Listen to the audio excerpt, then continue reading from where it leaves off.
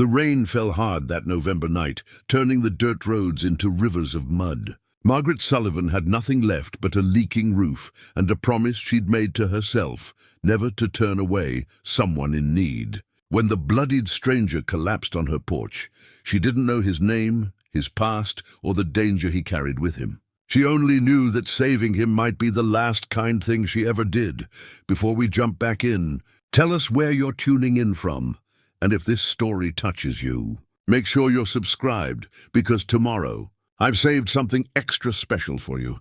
The town of Ashford, Pennsylvania, sat in a valley where coal dust settled on everything like a second skin. It was 1891, and the mines had been closing one by one, leaving families to scatter like leaves before a hard wind. Margaret Sullivan watched them go from her kitchen window, the same window she'd looked through for 11 years, back when her husband Thomas was alive, and the future seemed like something worth planning for. Now the glass was cracked, patched with brown paper that did little against the cold. The stove burned low because coal cost money she didn't have. Her hands were raw from scrubbing floors at the boarding house in town, work that paid 30 cents a day, when Mrs. Hendrick remembered to pay at all. Margaret was 34 but felt 60. Her dark hair had gone grey at the temples. Her shoulders curved forward from carrying buckets and beating rugs, and pretending she wasn't slowly starving. Thomas had died 3 years ago in the mine. They said it was an accident, a support beam that gave way, but Margaret knew better. The company had been cutting corners for months, ignoring complaints, pocketing the money that should have gone to safety. 27 men died that day. The company paid each widow $40 and called it generous. Margaret had stretched that money as far as it would go, but $40 doesn't last when you're trying to keep a roof over your head and food in your belly. She'd sold everything that had value. Thomas's watch, her mother's silver candlesticks, the good quilts her grandmother had stitched. All of it went to pay the taxes on the house, a tiny 2-room structure at the edge of town, where the road turned to mud and respectability ended. The house was all she had left, and even that was slipping through her fingers. Mr. Garrison, who owned the land, had made it clear he wanted her gone. He had plans for the property, plans that didn't include a widow who couldn't pay rent on time. The other widows had remarried or moved in with family. Margaret had neither option. Her parents were dead. Her only sister had married a man in Ohio and stopped writing years ago. And remarriage required something Margaret didn't possess anymore: hope. She'd loved Thomas with a fierceness that surprised her, a quiet man who read poetry by lamplight and brought her wildflowers for no reason. The men who'd shown interest since his death wanted a housekeeper, not a wife. They looked at her like a problem to be solved, not a person to be known, so she worked. 6 days a week at the boarding house, scrubbing, cooking, changing sheets that smelled of whiskey and tobacco. Mrs. Hendrick was a thin woman with a sharp tongue and eyes that missed nothing. She docked pay for talking, for taking too long at lunch, for any infraction real or imagined.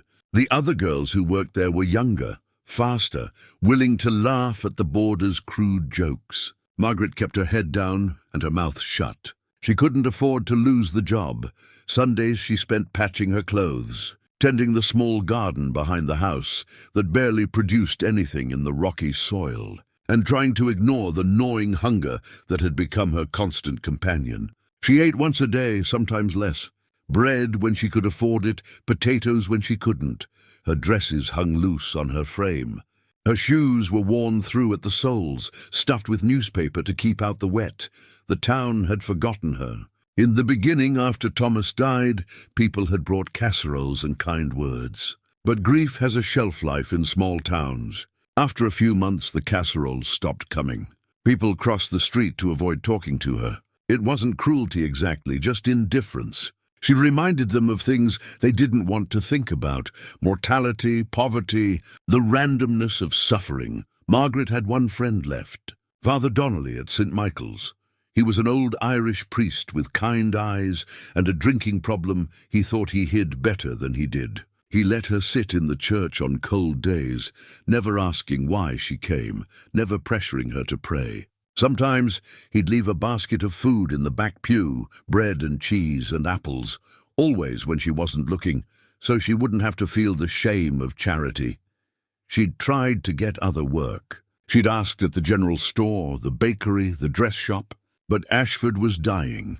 The mines were closing, people were leaving, and those who remained were clutching their own survival too tightly to offer her a hand up. Mr. Peterson at the store had been blunt. "I can't afford to hire help, Mrs. Sullivan. I can barely afford to keep the doors open." The banker, Mr. Sutton, had been worse. When she'd gone to ask about a loan to pay her property taxes, he'd looked at her over his spectacles like she was something distasteful.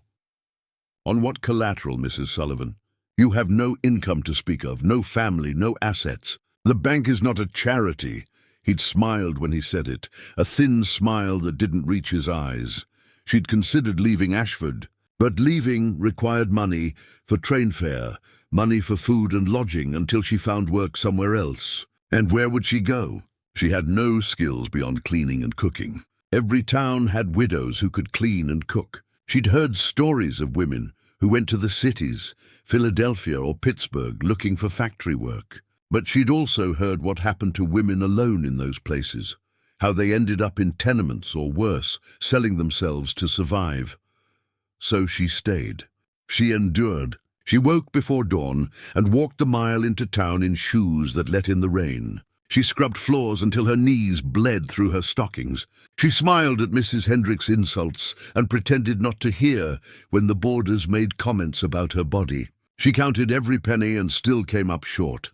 November brought the first real cold. Margaret woke one morning to find frost on the inside of her windows. The stove had gone out during the night, and she had no coal to restart it. She wrapped herself in every blanket she owned and tried to stop shivering. Her breath made clouds in the air. She thought about Thomas, how he used to warm her cold feet with his hands, how he'd joke that she was stealing all his heat. The memory made her chest ache. That afternoon, Mrs. Hendrick informed her that she was cutting Margaret's hours. "Business is slow," she said, not looking up from her ledger. "I'm keeping the younger girls. They work faster."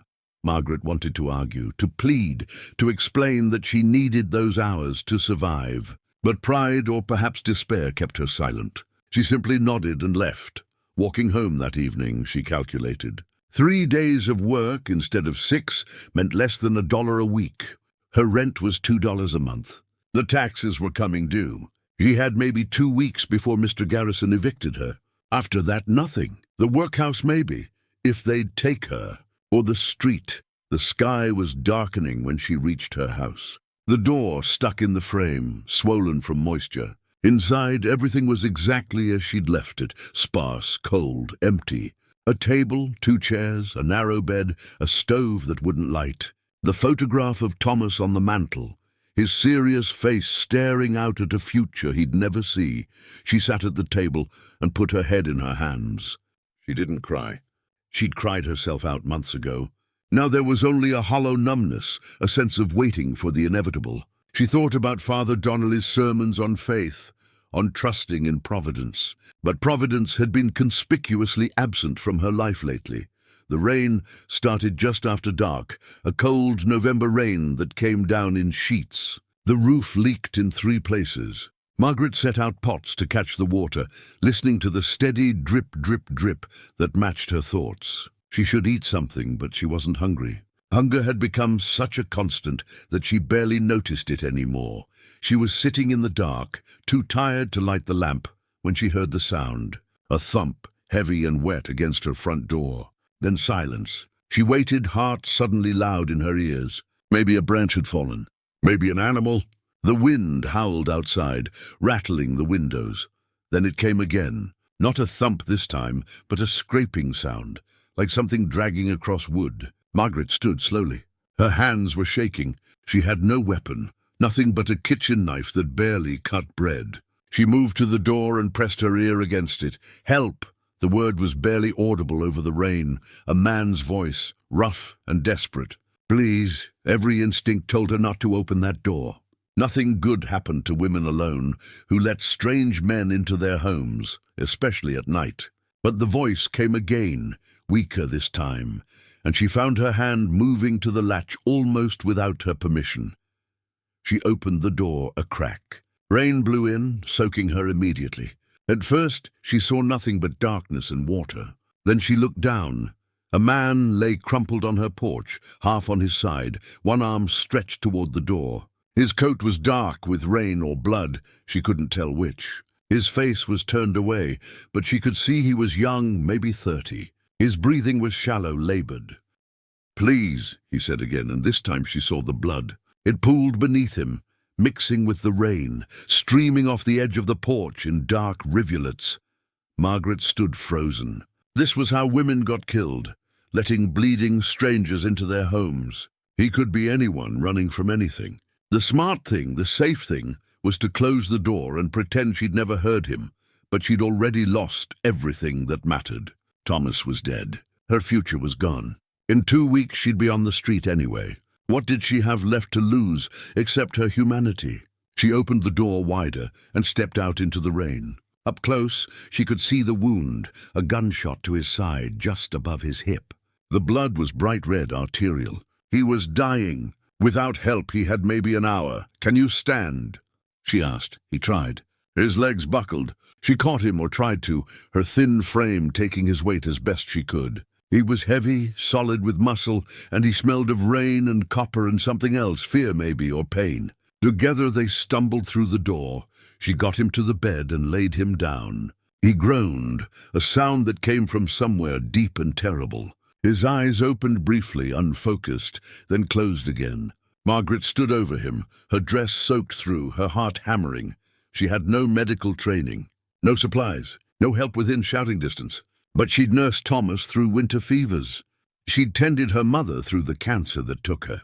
She knew the basics: stop the bleeding, keep them warm, pray. She lit the lamp with shaking hands and brought it close. In the light, she could see him clearly for the first time. He was younger than she'd thought, maybe 28 or 30, with dark hair plastered to his head and a face that might have been handsome if it wasn't twisted in pain. His clothes were good quality, a wool coat, leather boots, but torn and muddy. The wound was bad. The bullet had gone clean through, which was lucky, but he'd lost a lot of blood.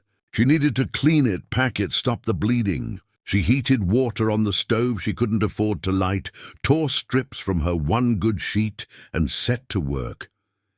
He cried out when she cleaned the wound, a sound that made her flinch. But she kept going, packing the wound front and back with cloth, pressing hard to staunch the flow. His pulse was rapid, thready. His skin was cold and clammy. Shock, she thought. Or maybe he was just dying slowly in her bed. When she finished, she covered him with her blankets, all of them, and sat down in the chair to wait. Outside, the rain continued to fall. Inside, the man's breathing was the only sound, ragged and uncertain. She didn't know his name. Didn't know why he'd been shot or who'd done it. Didn't know if he was a good man or a bad one. She only knew that he was human and hurting, and that had been enough. As the night deepened and the lamp burned low, Margaret watched him struggle for each breath and wondered if kindness was a virtue or just another way to invite suffering into an already broken life. Morning came grey and reluctant, filtering through the cracked window like an unwelcome guest. Margaret hadn't slept. She'd spent the night in the chair, watching the stranger's chest rise and fall, checking his pulse every hour, changing the bandages when blood seeped through. Twice he'd woken briefly, eyes wild and unseeing, mumbling words she couldn't understand. Both times she'd given him water, just drops at first, then small sips. Both times he'd fallen back into unconsciousness before she could ask his name. Now, in the weak daylight, she could see him more clearly. His face was lean, angular, with a strong jaw darkened by several days of stubble. There was a scar above his left eyebrow, old and faded. His hands, resting on top of the blankets, were calloused but clean, the hands of someone who worked, but not in the mines. A ring on his right hand caught her eye, silver with an engraving she couldn't make out. She stood stiffly, every muscle protesting. Her back ached from the chair. Her dress was still damp from the rain, clinging cold against her skin. She needed to change, but that would mean leaving him alone, and something about that felt wrong. as if her presence was the only thing tethering him to life. The stove had gone cold again. She used the last of her kindling to restart it, knowing she'd have to find more before nightfall. The water she'd boiled last night was tepid now. She drank half and saved the rest for him. Her stomach was cramped with hunger, but she ignored it. She'd grown good at ignoring it. She was rewrapping his bandages when she heard the sound of a wagon outside. Her hands froze. Through the window she could see Mr. Dalton, the postmaster, climbing down from his seat. He never came out this far unless there was a reason. Her heart began to pound. She met him at the door before he could knock, stepping outside and pulling it shut behind her. The morning air was sharp and cold, heavy with the smell of wet earth. Preparing and narrating this story took us a lot of time, so if you are enjoying it, subscribe to our channel. It means a lot to us. Now back to the story. "Mrs. Sullivan," Dalton said, tipping his hat. He was a portly man with thinning hair and a perpetually worried expression. "Didn't expect to find you home. Thought you'd be at work." "I'm feeling poorly," she lied, keeping her voice steady. "Took the day to rest." He nodded, but his eyes were curious, searching. "I'm actually here on official business. The sheriff asked me to spread word. There was trouble in town last night." Margaret's throat went dry. "What kind of trouble?" "A robbery at the bank." Mr. Sutton was working late, going over accounts. Men came in with a gun, demanded he open the safe. Dalton lowered his voice, though there was no one else to hear. "Sutton tried to fight him. Got shot for his trouble." "Is he alive?" "Barely. Doctor says it's touch and go." Dalton shifted his weight. "The robber got away. Made off with nearly $3,000. Sheriffs organized a posse, but the rain washed out most of the tracks. They're searching every road, every house within 10 miles. Margaret felt the blood drain from her face. Behind her, separated by just a door and a few feet, lay a man with a bullet wound and good clothes and no explanation. Her mind raced. "That's terrible," she managed. "I hope they catch him." "They will," Dalton said with certainty. "Sheriff Patterson's got dogs, trackers, men from 3 counties. Man can't have gotten far, not bleeding the way he was. Sutton got a shot off, hit him in the side." He paused, watching her face. "You haven't seen anything unusual? Any strangers passing through?" The lie came easier than it should have. "No, I was inside all evening, out of the rain. Didn't see or hear anything." Dalton nodded slowly, but something in his expression had changed. A wariness that hadn't been there before. "Well, if you do see anything, you let us know. Could be dangerous, woman alone out here. Man who'd shoot a banker wouldn't think twice about hurting a widow. I'll be careful. You do that." He climbed back onto his wagon, then paused. "Mrs. Sullivan, you sure you're all right? You look pale." "Just the fever," she said quickly. "I'll be fine." She watched him drive away, waited until the wagon disappeared around the bend, then went back inside. Her hands were shaking so badly she had to clasp them together. The stranger lay exactly as she'd left him, breathing shallow, face drawn with pain. A bank robber. A man who'd shot someone, maybe killed someone. And she'd brought him into her home, used her last supplies to save his life. The smart thing would be to get Sheriff Patterson. Tell him everything, turn the stranger over, collect whatever reward they were offering. $3,000 was more money than she'd see in 10 lifetimes. It could save her house, her future, everything.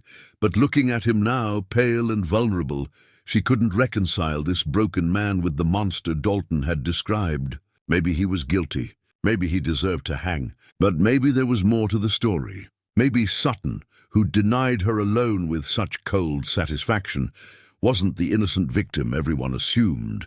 She was still wrestling with the decision when the stranger's eyes opened. They were grey, she noticed, the color of storm clouds. They focused on her face with an intensity that made her step back. "Water," he rasped. She brought him the cup, helped him drink. He took 3 long swallows, then fell back against the pillow, exhausted by the effort. "What's your name?"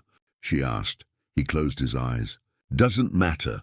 It matters to me. I saved your life. I think I deserve to know who you are." A long silence. Then so quiet she almost missed it. Daniel Cross. "Mr. Cross, there was a robbery last night. At the bank. A man was shot." His eyes opened again. This time there was something in them. Resignation, maybe, or acceptance. I know. Did you do it? He looked at her for a long moment. Would you believe me if I said no? I don't know. I don't know anything about you except that you showed up bleeding on my porch. Then why did you help me? It was a fair question, one she'd been asking herself all night. Because you needed help. Because leaving you to die felt wrong, even though I might be a murderer? Are you? He closed his eyes again. The man I shot is still alive, I hope. I didn't want to hurt him. But he pulled a gun, and I did what I had to. Why rob a bank? Why risk all this? Because sometimes the law and justice aren't the same thing. His voice was getting weaker. And sometimes desperate people do desperate things. Margaret sat down heavily in the chair. Her whole body felt numb. They're looking for you. The sheriff, a posse, everyone. They'll search every house. Then I'll leave. Soon as I can stand, you can't even sit up. You'd be dead before you made it a mile. Better than getting you killed. He tried to push himself up, gasped in pain, and collapsed back. You should turn me in. Take the reward. God knows you need it. The words stung because they were true. She did need it, desperately. But something in his voice, the resignation, the acceptance of his fate, made her angry. What I need is none of your concern, she said sharply. And I don't take advice from men who bleed all over my only bed.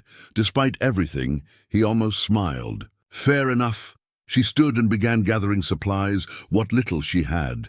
I'm going into town for work. I'll see what I can learn, how serious the search is. You stay quiet. Don't move unless you have to. There's water by the bed and some bread. Eat if you can. Why are you doing this? She stopped at the door. I don't know yet. Maybe I'm a fool. Maybe I see something in you that isn't there. Or maybe I'm just tired of watching people suffer when I could do something about it. The walk into town felt twice as long as usual. Every person she passed seemed suspicious. Every glance felt like an accusation. The main street was crowded with men. Some she recognized from the posse, others who'd come from neighboring towns, drawn by the excitement. Sheriff Patterson stood outside his office, talking to a group of armed men. Margaret kept her head down and hurried to the boarding house. Mrs. Hendrick was in the kitchen, red-faced and flustered. You're late, she snapped. I'm sorry. I wasn't sure if you wanted me today, given the reduced hours. I need you today. Half the girls didn't show up, too scared to walk in from their homes with a dangerous criminal on the loose. Mrs. Hendrick thrust a bucket at her. Third floor needs cleaning, and be quick about it. Margaret worked mechanically, scrubbing floors she'd scrubbed 100 times before. But her ears were tuned to every conversation, every snippet of gossip that floated up from below. They say he's wounded badly, won't make it far. Patterson's checking every barn, every shed. Even searched my place this morning. $3,000. Can you imagine? That's more than most of us will see in a lifetime. Sutton's still unconscious. If he dies, it'll be murder. They'll hang the man for sure. By noon, her nerves were frayed. She'd learned that the search was intensifying, that they were expanding the radius, that someone had reported seeing a man matching the robber's description heading east toward the old mining road. That was the opposite direction from her house, but it wouldn't last. Eventually, they'd search everywhere. During her lunch break, she slipped into St. Michael's. Father Donnelly was hearing confessions, so she sat in a back pew and tried to think clearly. Every practical consideration said to turn Daniel Cross in. He was a criminal. He'd shot a man. Keeping him hidden made her an accomplice. If they found him in her house, she'd lose everything, possibly including her freedom. But something held her back. Maybe it was the way he'd looked at her, with a kind of weary honesty she recognized. Maybe it was his words about desperation, about how the law and justice weren't always aligned. Or maybe it was simpler than that. Maybe she was just so tired of being powerless, of having no control over her own life, that this one choice to help or not to help felt like the only real decision she'd made in years. Father Donnelly emerged from the confessional and spotted her. He walked over slowly, his old joints creaking. "Margaret, my child, you look troubled." "I am, Father." He sat beside her, smelling of incense and whiskey. "Would you like to talk about it?" She wanted to. She wanted to tell him everything, to let him carry some of this burden. But confession required truth, and truth would force him to act. "What do you do," she asked instead, "when helping someone might be wrong, but not helping them feels worse?" He was quiet for a moment. "The Gospels tell us to care for the sick, to clothe the naked, to visit the imprisoned. Christ himself broke bread with sinners and tax collectors. He valued mercy over judgment. But what about justice? What about the law? Human law is imperfect, child. It's written by men and enforced by men, and men are fallible. Divine law is simpler. Love your neighbor, do unto others. Sometimes those principles conflict with what the world says is right, and if choosing mercy puts you in danger." His old eyes studied her face. "Then you must decide what you can live with and what you cannot. But remember, Margaret, that the greatest acts of faith often require the greatest courage." She left the church with more questions than answers. On her way back to the boarding house, she passed the general store and saw a new poster in the window. "Wanted for bank robbery and attempted murder." A sketch of a man's face, rough but recognizable. Dark hair, strong jaw, a scar above the left eyebrow. Below it, reward, $500 for information leading to capture, $500. More than enough to save her house, to live comfortably for 2 years. All she had to do was tell the truth. The afternoon dragged. Margaret cleaned rooms in a daze, her mind far away. When Mrs. Hendrick finally dismissed her, the sun was already setting. She walked home slowly, dreading what she might find. Maybe he'd died while she was gone. Maybe the posse had already found him. Maybe the decision had been taken out of her hands, but when she opened the door, he was still there, still breathing. He'd managed to sit up, she saw, though it had clearly cost him. His face was grey with pain.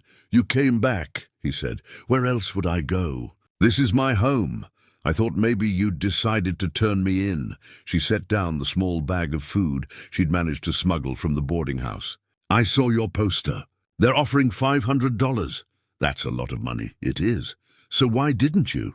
Margaret sat down in the chair across from him.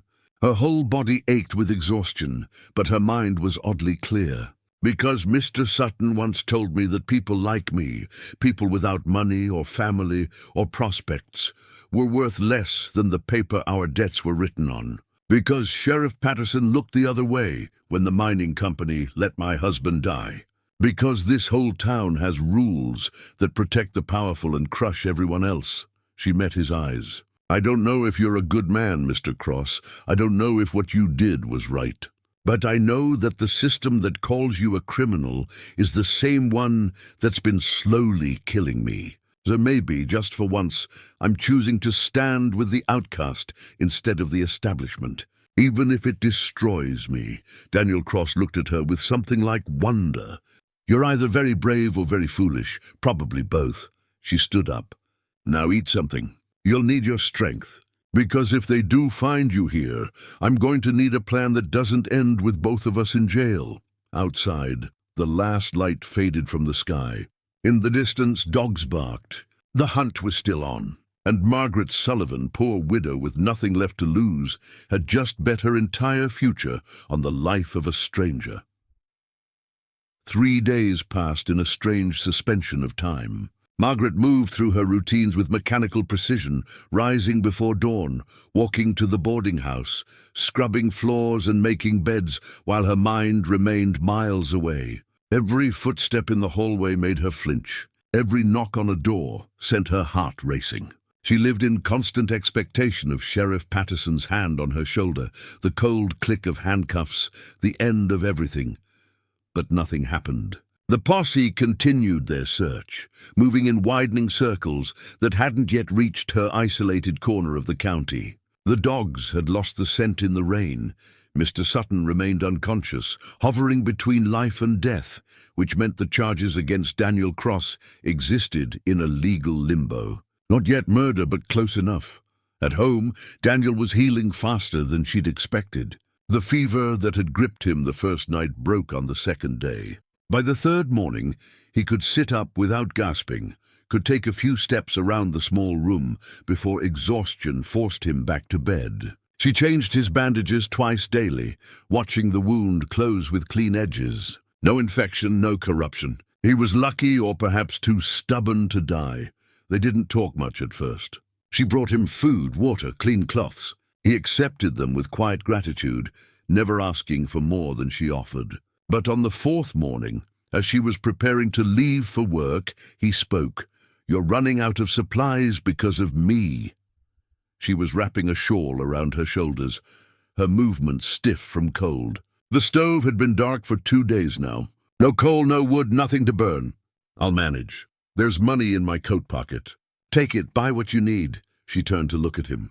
He was sitting on the edge of the bed, shirtless, the bandage stark white against his skin. In the weak morning light, she could see other scars on his torso, a roadmap of violence she didn't understand. "I can't take stolen money. It's not from the bank. I had it before." He gestured toward the coat hanging on the back of the door. "Inside pocket, $40. It's yours, Mr. Cross. Daniel, and it's not charity. Call it payment for room and board. Call it whatever you want. But you're starving yourself to keep me alive, and I won't have that on my conscience." She wanted to refuse.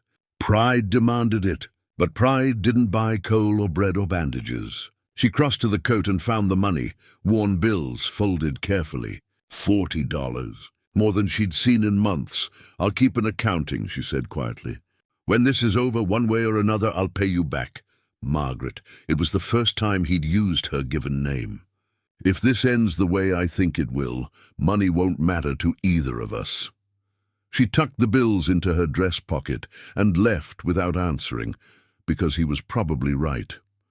The town was changing. Margaret felt it the moment she stepped onto Main Street. Men gathered in tight clusters, their voices low and urgent. Women hurried past with pinched faces, clutching their children close. The general store had a new sign in the window, "Closed until further notice." Mr. Peterson stood outside, boarding up the windows. "What's happening?" Margaret asked. He looked at her with red-rimmed eyes. "Sheriff's implementing a curfew. No one on the streets after dark. Says the robber might still be in the area, looking for supplies or a hostage. Has there been any news about Mr. Sutton?" "Still unconscious. But the doctor says if he wakes up in the next day or two, he might survive." Peterson hammered another board into place. "A lot of people saying we should have hanged criminals years ago instead of sending them to trial. Might have prevented this." Margaret felt cold that had nothing to do with the weather. "You can't hang a man without knowing if he's guilty. He shot a banker in cold blood. That's all the proof I need." He picked up another board. "You'd best get home before dark, Mrs. Sullivan. It's not safe for women alone." At the boarding house, Mrs. Hendrick was in a state of high agitation. 2 of the regular boarders had left for safer towns. The remaining guests were demanding refunds. She took her frustration out on the staff, finding fault with everything, docking pay for imaginary infractions. "This is your fault," she snapped at Margaret during the lunch hour. "You and the others moving so slowly. If you'd worked harder, we'd have more guests, more income. Now look at us." Margaret bit back a response. She needed the work, the money, whatever scraps Mrs. Hendrick was willing to throw. She cleaned faster, worked longer, accepted the abuse without complaint. It was mid-afternoon when she overheard the conversation that changed everything. She was scrubbing the floor outside the parlor when 2 men entered, their voices carrying through the thin walls. "Patterson's planning to search the outer properties tomorrow," one said. She recognized the voice as Deputy Morris, young and eager to prove himself. "Starting with the abandoned mine buildings, then moving to the isolated houses." "About time," the second man replied. "My money says the bastards hold up somewhere close, waiting for things to quiet down. Sheriff's bringing in trackers from Harrisburg. Best in the state. If there's any sign of him, they'll find it." Margaret's hands froze on the brush. Tomorrow. They'd be at her house by tomorrow afternoon at the latest. She forced herself to keep scrubbing, to breathe normally, to show nothing on her face. But inside, panic clawed at her throat. She finished her work in a daze and left as soon as she could, practically running the mile back to her house. Daniel was standing when she burst through the door, a remarkable feat, considering his condition 3 days ago. He took one look at her face and understood. They're coming. Tomorrow. Maybe sooner. She paced the small room, her mind racing. You have to leave. Tonight. I'll give you supplies, what little I have. You can head west, toward the mountains. Maybe you'll have a chance. I can barely walk 100 yards without needing rest. I'd be dead or captured by morning. Then what do we do? He lowered himself carefully back onto the bed. You turn me in. Tell them I broke in, that you were too frightened to report it earlier. They'll believe you.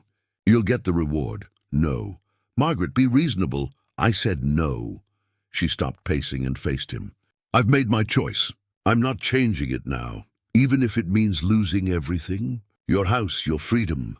I lost everything the day Thomas died. This house is just wood and nails. Freedom is an illusion when you're one missed payment from the street.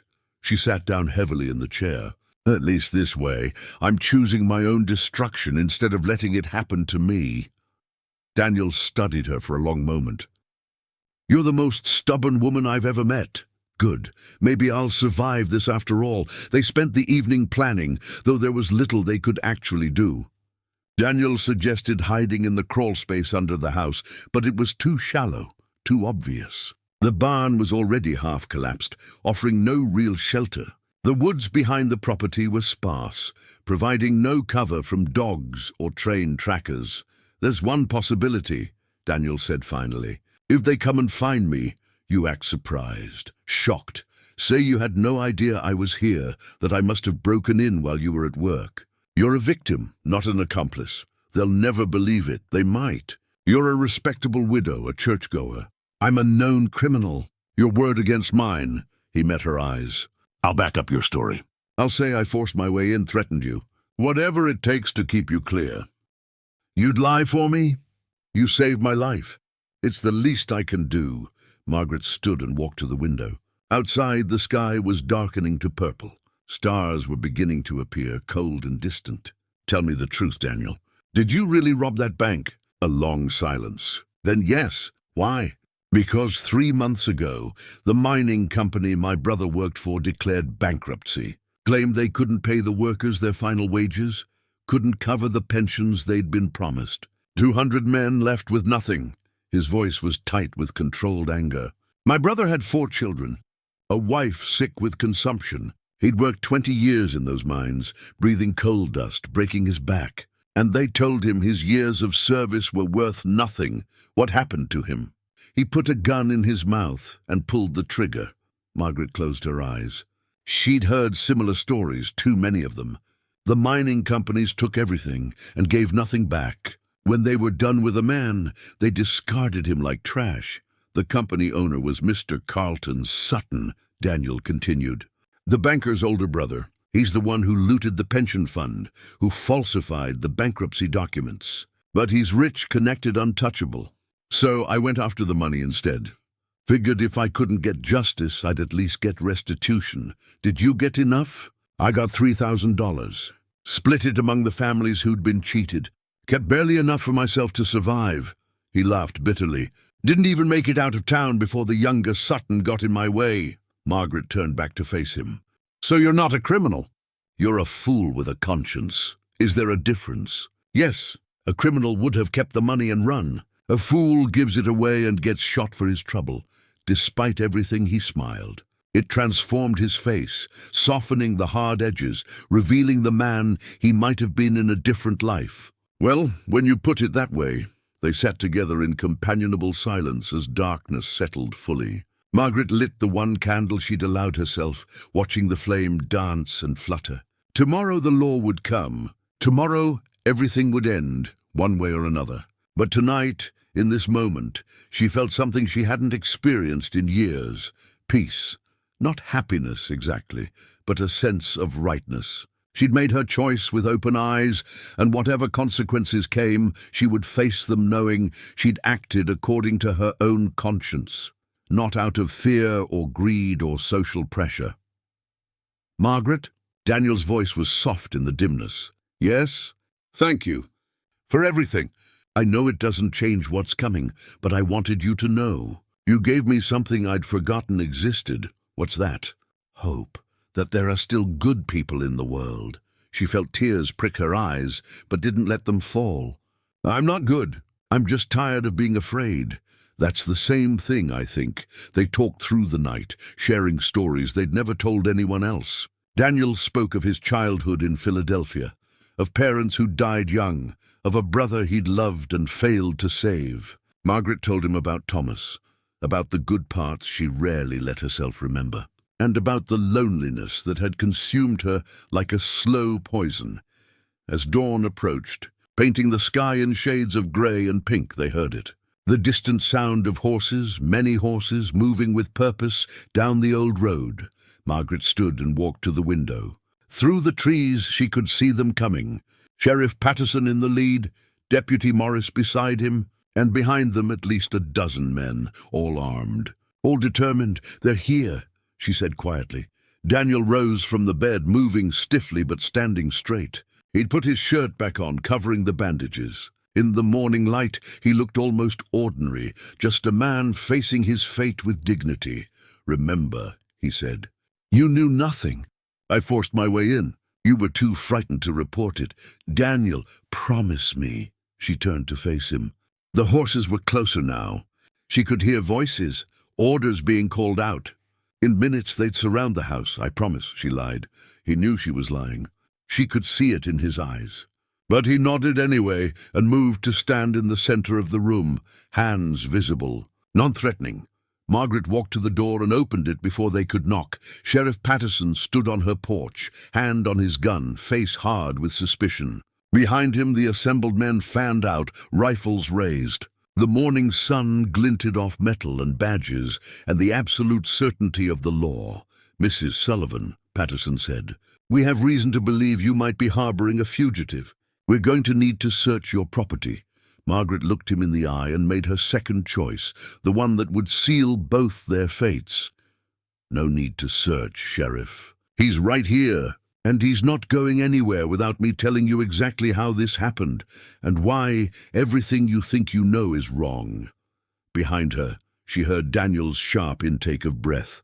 Around her, guns cocked, men tensed. But she stood in the doorway, spine straight, and began to speak the truth that would either save them both or condemn them together. The jail cell in Ashford was smaller than Margaret's entire house, 8 feet by 6, with stone walls that wept moisture and a single barred window too high to see through. She sat on the narrow cot, her hands folded in her lap, and tried not to think about what came next. They'd arrested her along with Daniel. Patterson had listened to her explanation with a face carved from granite, interrupting only to clarify details, to catch her in contradictions that never came. She told him everything, Daniel's wounds, his story about the mining company, the families left destitute. She'd admitted to hiding him, to choosing compassion over law. She stood in her doorway and refused to apologize. "That's aiding and abetting a criminal," Patterson had said flatly. "That's obstruction of justice. That's enough to put you away for 5 years, maybe more. Then arrest me." So he had. They'd put her in the cell next to Daniel's, separated by a wall of iron bars. She could see him if she stood at the right angle, could hear his breathing in the silence. He hadn't spoken since they'd been brought in. Neither had she. What was there to say? The first day passed in a blur of numbness. Her deputy brought food at noon, watery soup and hard bread. Margaret couldn't eat. Her stomach was a knot of anxiety and something else, something that felt almost like relief. At least the waiting was over. At least the choice had been made. Father Donnelly came that evening, his face pale with shock. The deputy let him into her cell and locked the door behind him. "Margaret, child, what have you done?" She looked up at him from the cot. "What I had to. You've thrown your life away for a criminal, a man you barely know." "I know enough." She stood and walked to the bars, wrapping her hands around the cold iron. "Tell me something, Father. When you preach about loving your neighbor, about mercy and compassion, do you mean it? Or are those just pretty words for Sunday mornings?" He flinched as if she'd struck him. "Of course I mean it. Then why is everyone so shocked when someone actually lives by those principles? Why is kindness treated like a crime? There's a difference between kindness and breaking the law, is there?" She turned to face him fully. "The law said the mining company could cheat 200 families out of their wages. The law said Mr. Sutton could deny me a loan because I wasn't valuable enough to invest in. The law lets men like Carlton Sutton destroy lives without consequence. So forgive me, Father, if I don't have much faith in the law's version of justice." Father Donnelly was quiet for a long time. When he spoke again, his voice was softer. "What will you do?" "I'll face whatever comes. And I'll do it, knowing I made my own choice, instead of letting fear make it for me." He prayed with her before he left, words about strength and courage and God's mercy. Margaret listened but didn't feel comforted. If God was merciful, he had a strange way of showing it. That night, after the lamps were extinguished and the jail fell silent, Daniel's voice came through the darkness. "Margaret," she moved to the bars between their cells. She could just make out his silhouette in the dimness. "Yes, you shouldn't have done that. You should have lied like I told you to. I'm not very good at lying. You're going to prison because of me. I'm going to prison because I chose to help someone who needed it." "That's not the same thing." A long pause. "I don't understand you." "That makes two of us." She pressed her forehead against the cold bars. "Daniel, what's going to happen now?" "Trial, probably." "If Sutton dies, they'll charge me with murder. If he lives, robbery and assault. Either way, I'll hang or spend the rest of my life in prison. And me? Depends on the judge. Could be a year, could be 5. Could they show mercy, since you were just trying to help?" But they both knew mercy was in short supply in Ashford. The second day brought unexpected visitors. Mrs. Hendrick arrived mid-morning, her face tight with righteous indignation. The deputy let her stand outside Margaret's cell, but wouldn't open the door. "I always knew there was something wrong with you," Mrs. Hendrick announced. "The way you kept to yourself, never joining in with the other girls. Now I see why. You were consorting with criminals." Margaret sat on the cot and said nothing. "I've dismissed you naturally. Collected your few belongings from the boarding house and left them with the sheriff. You won't be welcome back, not after this disgrace. Are you finished?" Mrs. Hendrick's face reddened. "How dare you speak to me in that tone? I came here out of Christian duty to tell you that you've ruined yourself. No decent person in this town will associate with you again." "Good." Margaret met her eyes. "Decent people in this town stood by while the mining company killed my husband. Decent people watched families starve while Carlton Sutton got richer. If that's decency, I want no part of it." Mrs. Hendrick left in a huff. Margaret heard her complaining loudly to the deputy about disrespect and moral corruption. When the outer door slammed, Daniel spoke from the next cell. "You're burning every bridge. They were already burned. I just didn't realize it until now. But that afternoon brought a different kind of visitor, one Margaret didn't expect." The deputy opened her cell door and gestured her out. "Someone to see you." "Conference room." He led her down a short hallway to a small room with a table and 2 chairs. Sitting in one of them was a woman Margaret had never seen before, thin and worn, maybe 40, with kind eyes and calloused hands. "Mrs. Sullivan," the woman said, standing. "My name is Ruth Brennan. I'm Thomas Brennan's widow." Margaret's mind raced. Thomas Brennan? The name was familiar, but from where? Ruth seemed to read her confusion. "My husband worked in the mines with yours. He died in the same collapse," the memory surfaced.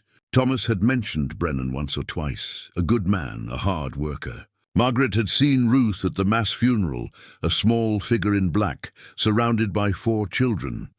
"I remember," Margaret said quietly.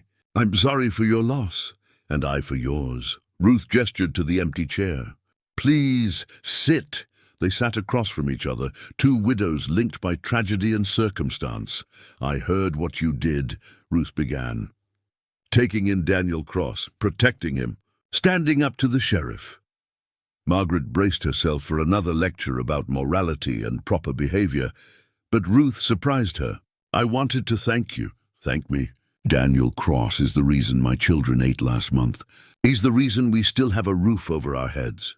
Ruth's voice trembled slightly. "After the company declared bankruptcy, we had nothing. My husband's pension gone. His final wages never paid. I was preparing to send my children to the orphanage because I couldn't feed them." She reached into her pocket and pulled out a worn envelope. "Then this appeared under my door one morning. $500 in cash, and a note saying it was what my husband had been owed. No name, no explanation. But I made inquiries. I found out that 19 other families received the same thing, all from the money Daniel Cross took from the bank. Margaret stared at the envelope. He gave it all away. Every penny, from what I can tell. Kept nothing for himself except what he needed to survive. Ruth tucked the envelope back into her pocket. So when I heard he'd been caught, that you'd been arrested for helping him, I had to come.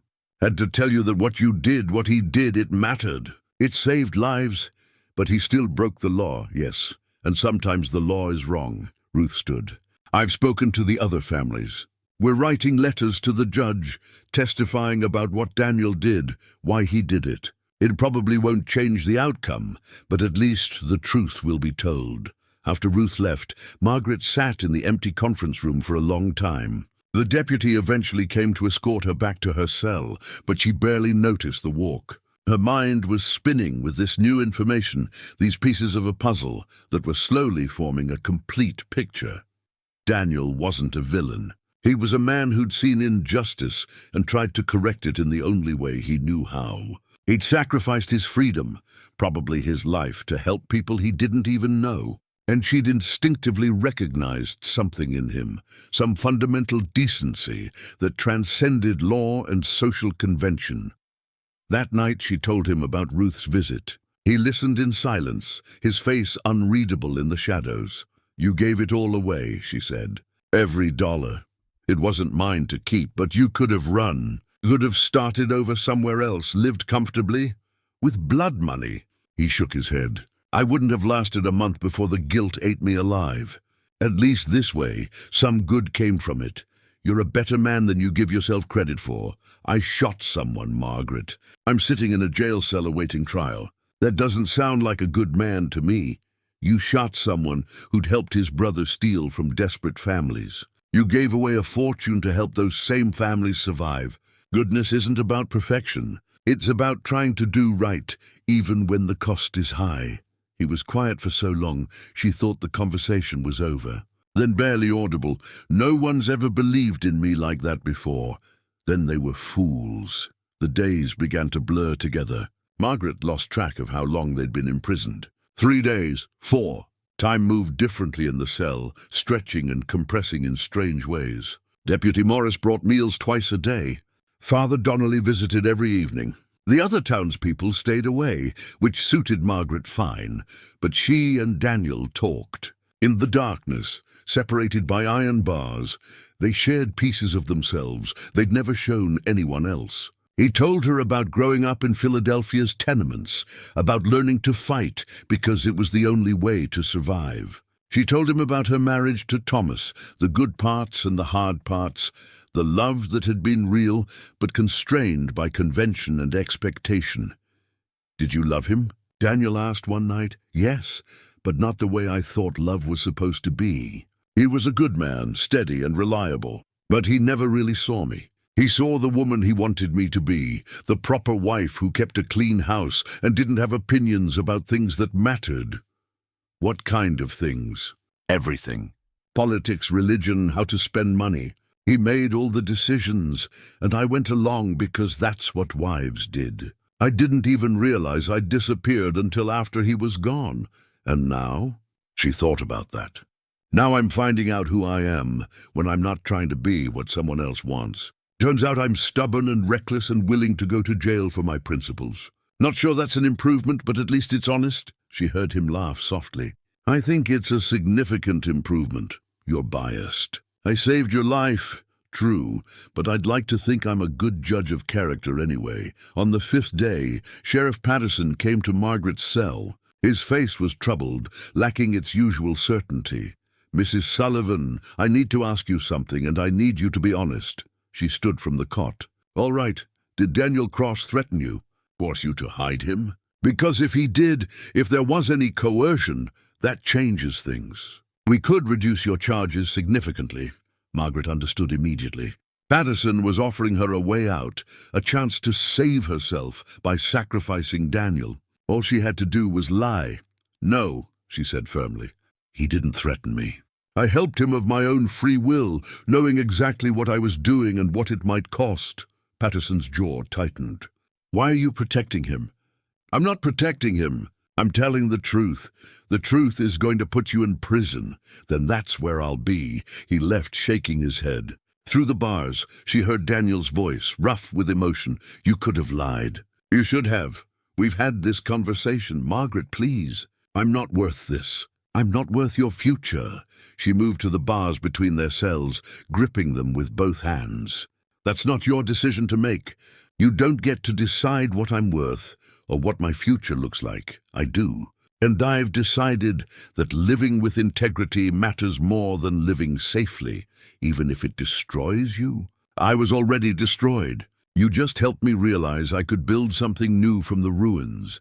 The next morning brought news that changed everything again. Deputy Morris arrived with breakfast and a barely contained excitement. Sutton woke up, he announced. Doctor says he's going to survive. Margaret felt relief wash over her. Whatever else happened, Daniel wouldn't hang for murder. But Morris wasn't finished. He's asking to see you both. Says he has something to say before the trial. They were brought to Sutton's room at the doctor's office, hands shackled, deputies on either side. Sutton lay propped up in bed, pale and thin but alive. His eyes were clear, sharp with intelligence, and something else Margaret couldn't quite identify. Mrs. Sullivan, he said, his voice weak but steady.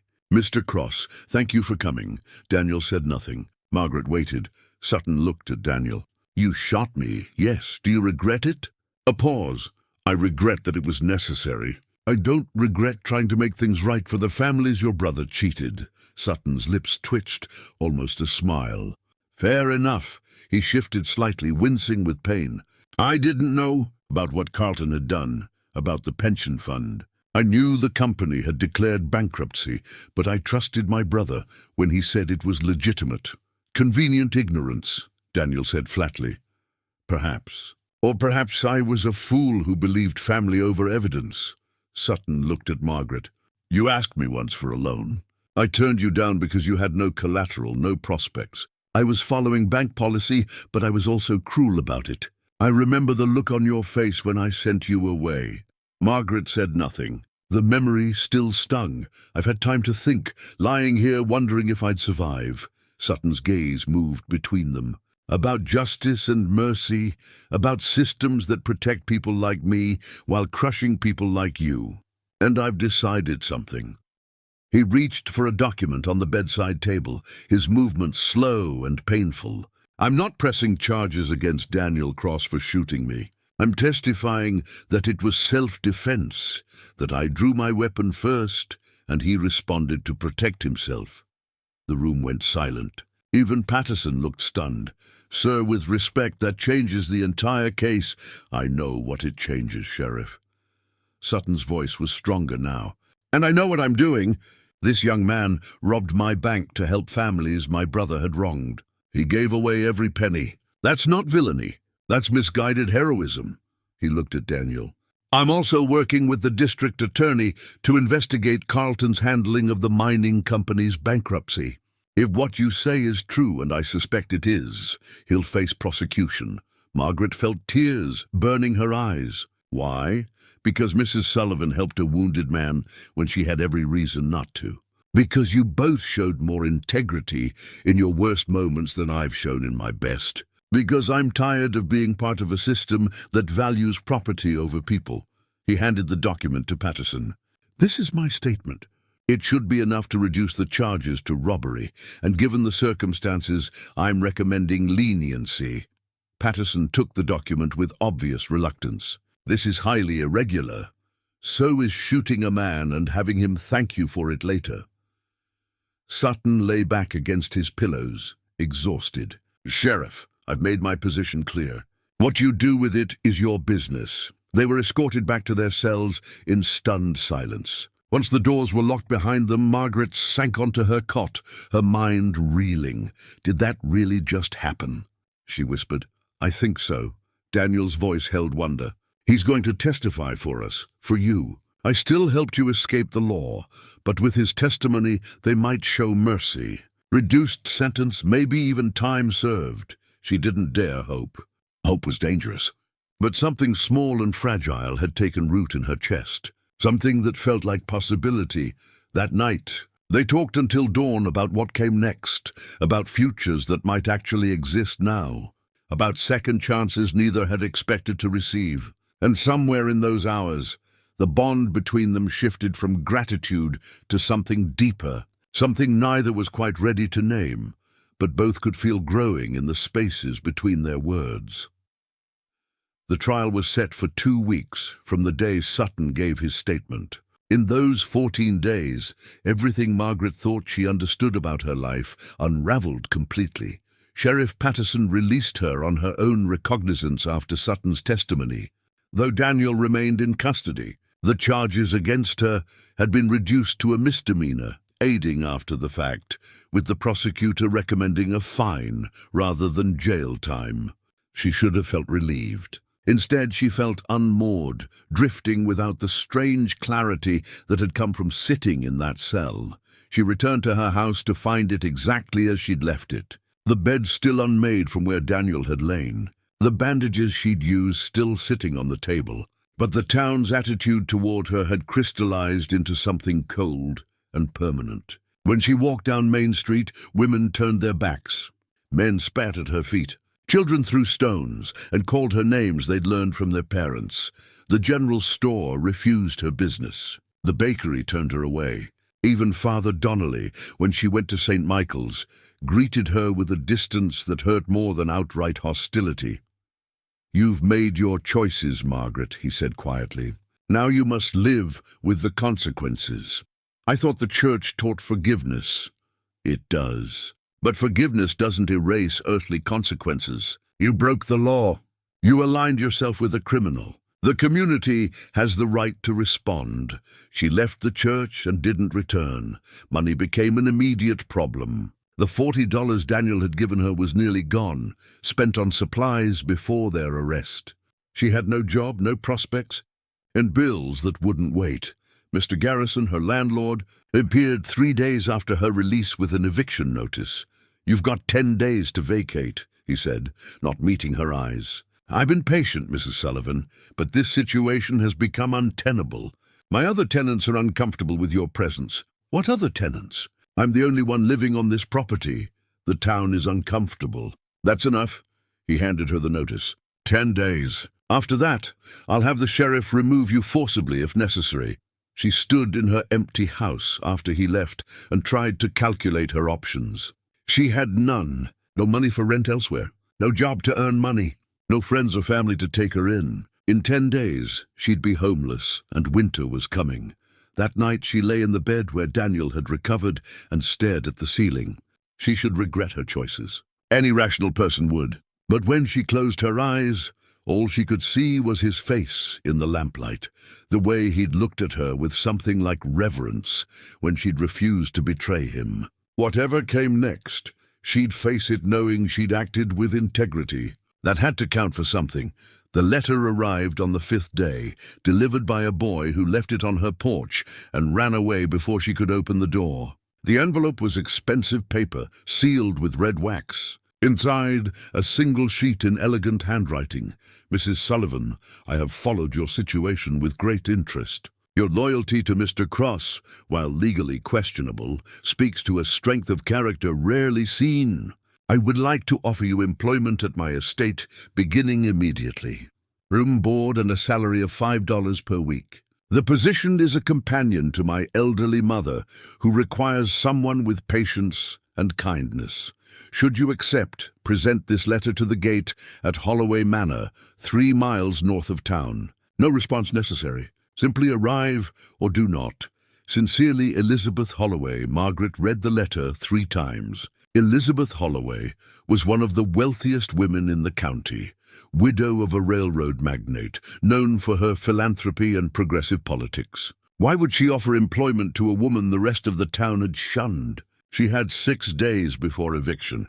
She had nothing to lose. The walk to Holloway Manor took an hour.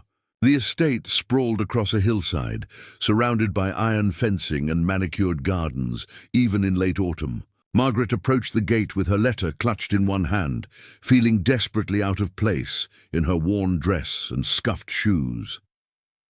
The gatekeeper, an older man with sharp eyes, read the letter and nodded. "Mrs. Holloway is expecting you. Follow the drive to the main house."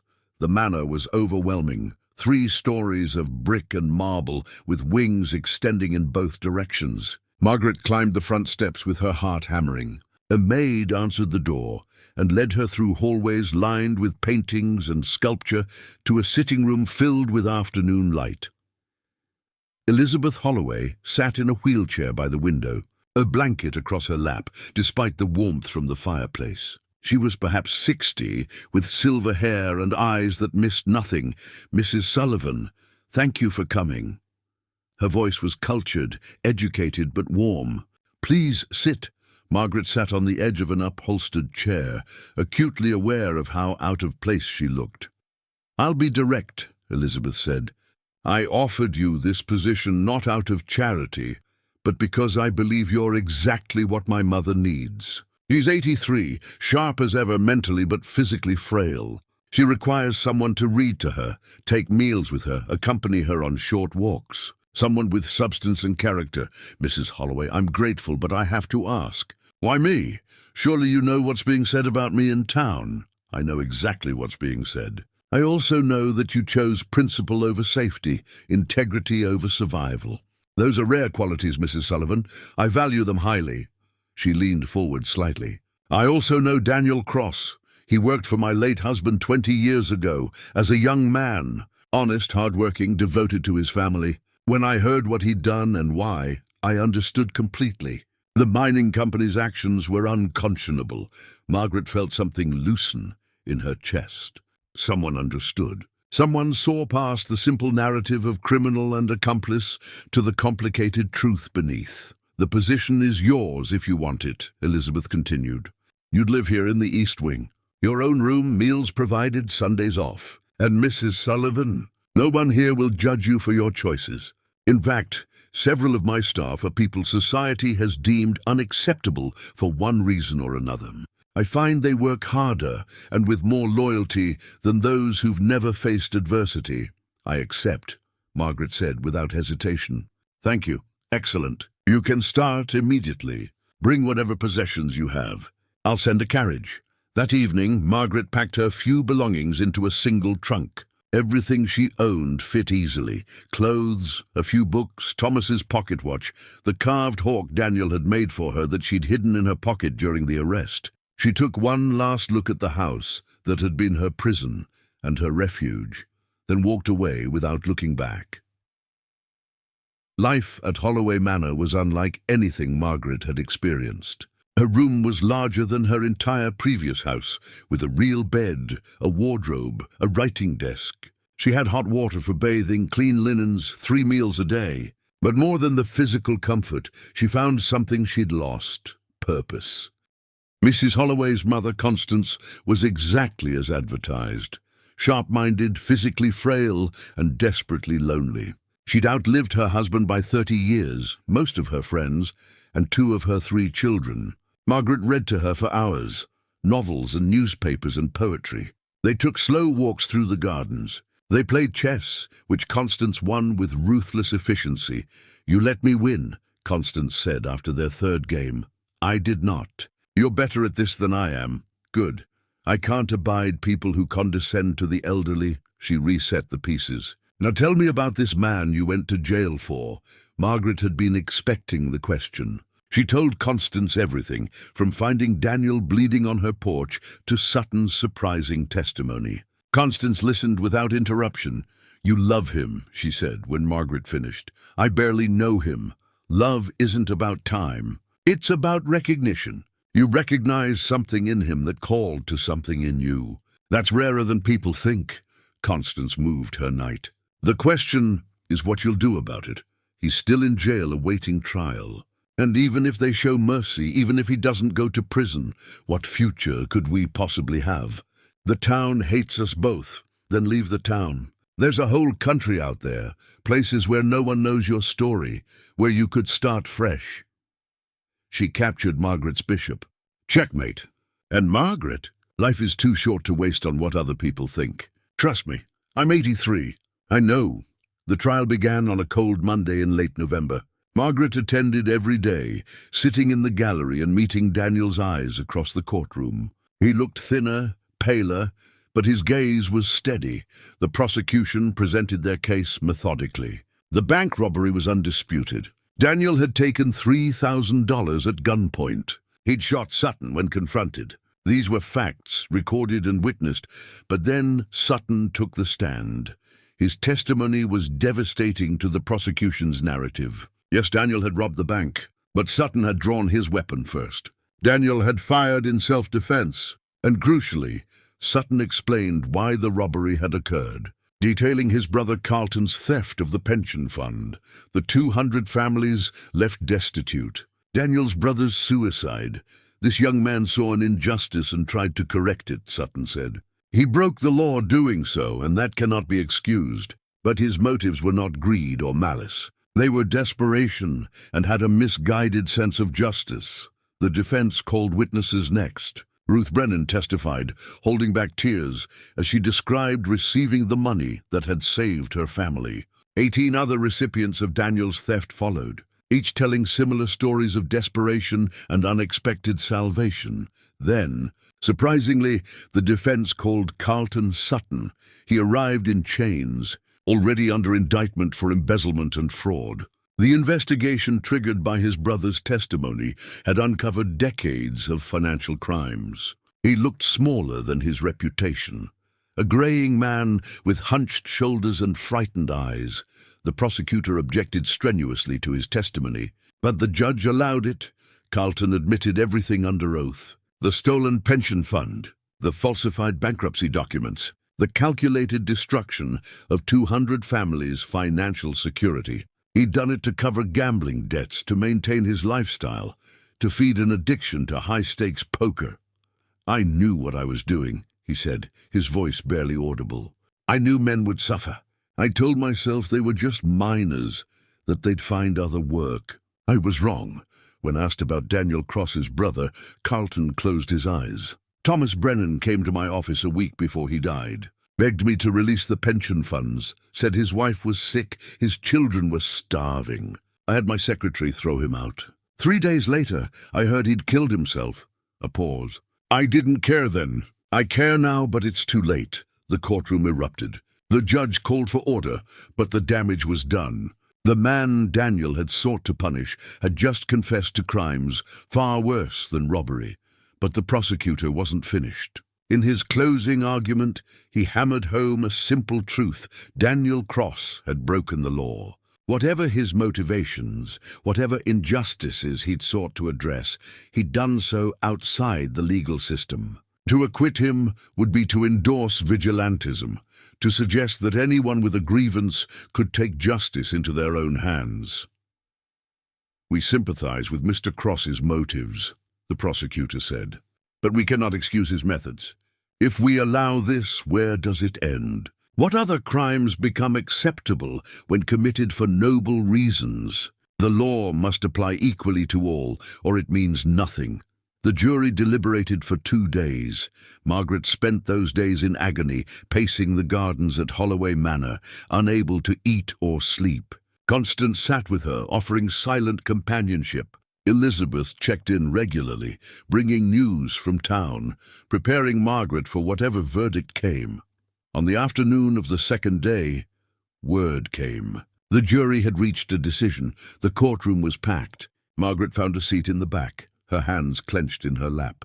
Daniel was brought in, his face composed but pale. He didn't look for her, keeping his eyes forward. The judge entered. Everyone stood. The foreman of the jury rose.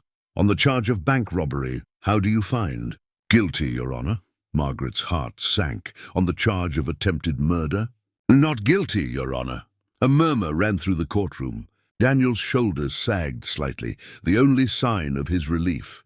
The judge called for silence. Mr. Cross, you have been found guilty of bank robbery. However, given the extraordinary circumstances of this case, the testimony regarding your motives and Mr. Sutton's statement of self-defense, I'm prepared to show leniency. He paused. And Margaret held her breath. "I sentence you to 5 years imprisonment with credit for time served. However, I am suspending all but 1 additional year, provided you commit no further crimes and make restitution to the bank from any future earnings." The judge looked at Daniel directly. "Young man, what you did was wrong, but I understand why you did it. Do not waste this second chance." The courtroom exploded. Some cheered. Others shouted in outrage. Margaret sat frozen, trying to process what had just happened. 1 more year. Daniel would be free in 1 more year. But then chaos erupted in a different way. A man stood up in the gallery, his face twisted with rage. Margaret recognized him, Jacob Willis, whose brother had died in the mine collapse. He pulled a pistol from his coat. "My brother's dead because of Carlton Sutton," he screamed. "And this bastard gets mercy? Where's the justice in that?" He aimed at Carlton Sutton, still sitting in the witness area. Time slowed.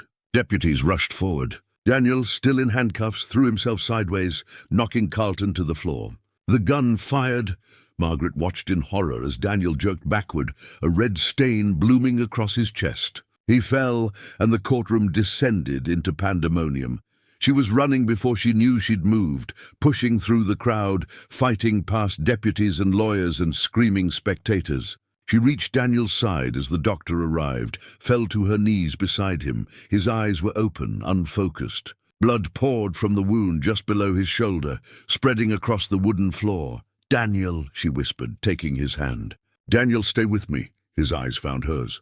He tried to speak, but only blood came out. "Don't you dare die," she said fiercely. "Not now. Not after everything. Do you hear me? Don't you dare." The doctor was working frantically, tearing open Daniel's shirt, packing the wound. "I need to get him to my office, now." They carried him out on a stretcher.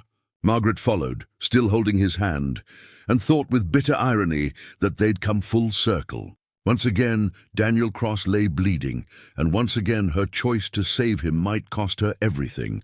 But this time, she knew exactly what she was choosing. And she'd make the same choice 1,000 times over. The doctor's office smelled of carbolic acid and copper. Margaret sat in the waiting room, her dress stained with Daniel's blood, her hands still shaking. It had been 3 hours since they'd carried him in. 3 hours of silence, broken only by muffled voices behind the closed door and the occasional clatter of instruments. Elizabeth Holloway had arrived within the first hour, bringing clean clothes and quiet support. She sat beside Margaret now, asking nothing, simply present. Constance had sent word through a messenger. "Tell her he'll live. Tell her I know these things." Margaret wanted to believe it. But she'd seen the wound, seen the amount of blood. She'd watched Daniel's face go grey, felt his hand go cold in hers. The memory of Thomas dying, despite every effort to save him, haunted her. Loss, she'd learned, was patient. It waited for the moment you dared to hope, then struck. The door finally opened. Dr. Abernathy emerged, wiping his hands on a towel. He was an older man, skilled and respected, one of the few in town who treated Margaret with consistent courtesy. Mrs. Sullivan. She stood so quickly she nearly fell. "Is he alive?" "Yes. The bullet hit his upper chest, missed the lung by less than an inch. He's lost a considerable amount of blood, and the next 48 hours are critical. But barring infection or complications, I believe he'll survive." Margaret's legs gave out. Elizabeth caught her, helped her back into the chair. "Can I see him?" Margaret asked. "He's unconscious. Will be for several hours, likely. But yes, you can sit with him." Abernathy's expression softened. "Mrs. Sullivan, I know something of what you've endured, what you both have endured. Whatever the town says, what you did took considerable courage. I respect that." She followed him into the back room.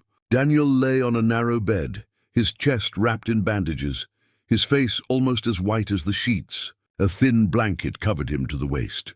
In the lamplight, he looked younger, vulnerable, nothing like the dangerous criminal the town had made him out to be. Margaret pulled a chair close and took his hand. His skin was cool but not cold. She could feel his pulse, faint but steady. "I'll check on him every hour," Abernathy said. "Call if he wakes or if anything changes." She nodded, not taking her eyes from Daniel's face. The night passed in strange increments. Margaret dozed in the chair, waking each time Abernathy came to check vitals, change dressings, administer laudanum for pain Daniel wasn't conscious enough to feel. At some point, Elizabeth brought soup that Margaret couldn't eat, and coffee she drank without tasting. Dawn came grey and cold through the window. Margaret watched light creep across Daniel's face, highlighting the hollows beneath his eyes, the sharp line of his jaw. She thought about all the ways she'd known him. Bleeding stranger, reluctant patient, fellow prisoner, the man who'd shown her what integrity looked like, even when it cost everything. His eyes opened just after sunrise. At first, they were unfocused, confused. Then they found her face and cleared slightly. Margaret. His voice was barely a whisper, rough with disuse and pain. "I'm here." She squeezed his hand gently. "Don't try to talk. You were shot, but you're going to be all right, Carlton. He's fine. You saved his life. Again." She managed a weak smile. "You have a terrible habit of protecting people who've wronged you." He almost smiled back, but it turned into a wince. "Hurts. I imagine it does. You took a bullet to the chest." She reached for the cup of water Abernathy had left. Small sips. She helped him drink, supporting his head. He managed 3 swallows before exhaustion pulled him back under. Margaret sat with his hand in hers and finally let herself cry, quiet tears of relief and exhaustion, and something deeper she wasn't ready to name. The next 2 days followed a pattern. Daniel would wake for brief periods, lucid but weak. They'd talk in fragments, sentences broken by his need to rest. Margaret told him about Holloway Manor, about Constance's chess games, and Elizabeth's quiet kindness. He told her about fever dreams he'd had, confused visions of mines and blood, and a woman's voice calling him back.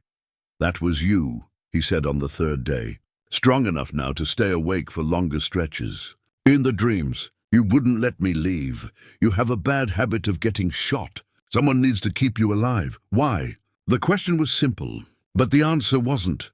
Margaret set down the book she'd been reading to him and met his eyes. "Because somewhere between finding you on my porch and watching you bleed on that courtroom floor, you became important to me. Because you showed me what it looks like to stand by your principles, even when the cost is unbearable. Because I realized I didn't want to face the future alone anymore." Daniel stared at her. "Margaret, I'm going to prison in 2 weeks. For a year. I have nothing to offer you. No prospects, no money, a criminal record. The town despises us both. What kind of future is that?" "An honest one.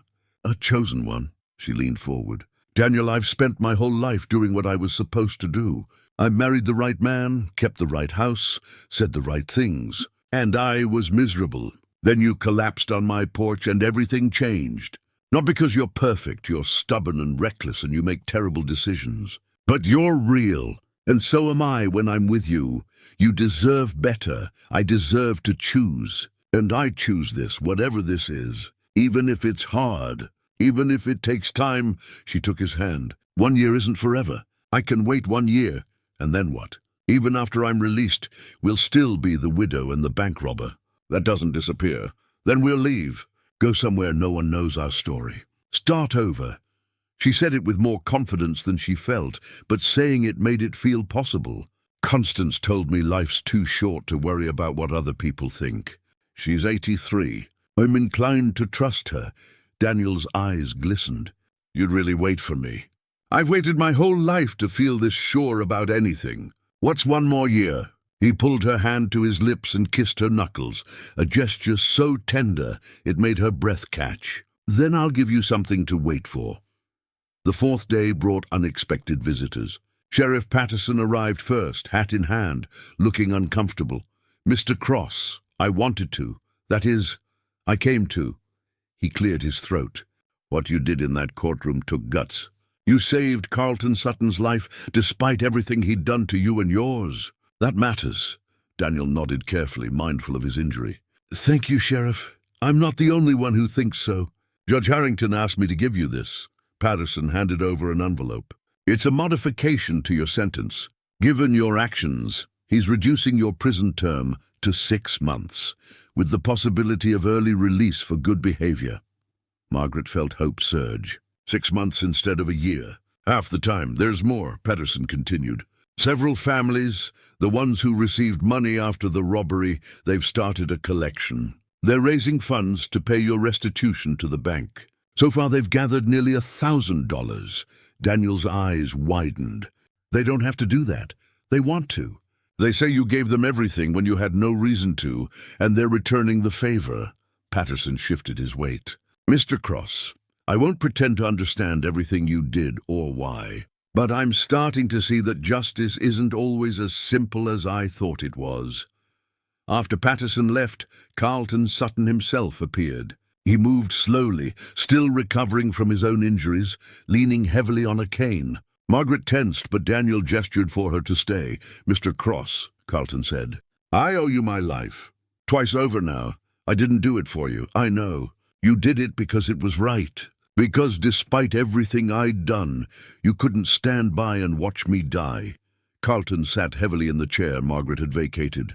I've had a lot of time to think, sitting in my cell, about the choices I made, the people I hurt. Your brother, he came to me for help, and I turned him away. I can't change that, but I can try to make amends. He pulled out a document. This is a trust fund, established in Thomas Brennan's name. $50,000 to be distributed among the families affected by my theft. It won't bring your brother back, but it might help his children, his widow, the others who suffered. Daniel took the paper with a shaking hand. Why now? Because you showed me what real courage looks like. You risked everything to help people who couldn't help themselves. I risked nothing and hurt everyone around me. Carlton stood slowly. I'm going to prison for a long time, Mr. Cross, longer than you, and I deserve every day of it. But I wanted you to know that your actions, however illegal, changed something. They changed me. After he left, Daniel stared at the document in silence. Margaret moved back to his side. $50,000, he whispered. Ruth's children will be able to go to school. The other families can rebuild. You did that. Not the robbery, not the violence, but the choice to give instead of take. That's what inspired this. He looked at her. I don't feel like a hero. I feel like a fool who got lucky. Most heroes do. By the end of the week, Daniel was strong enough to sit up, to walk short distances with support. The doctor declared him well enough to be transferred back to jail to await his sentencing date. Now moved up due to the modified terms. The morning they came to take him, Margaret helped him dress in clothes Elizabeth had provided. His movements were still careful, protecting the healing wound, but he was recovering faster than anyone expected. 6 months, she said, adjusting his collar. I'll write to you. Every week. You don't have to. I want to. She met his eyes. Daniel, these past weeks, even with everything that's happened, have been the most alive I've felt in years. Don't ask me to give that up just because you're afraid of burdening me. I'm terrified of disappointing you. Then don't. Serve your time. Be a model prisoner. Come back to me. She touched his face gently. I'm not fragile. I'm not some delicate flower who needs protecting from reality. I'm a woman who knows her own mind, and I've decided you're worth waiting for. The deputies arrived then. Daniel held her gaze until the last possible moment, and in that look she saw everything he couldn't say. Fear and hope and something that looked like love, tentative and new but real. After he left, Elizabeth found Margaret standing in the empty room. You're welcome to stay at the manor, Elizabeth said. For as long as you need, thank you. I'd like that. Margaret turned from the window. Elizabeth, can I ask you something? Why did you help me? Really? Elizabeth smiled.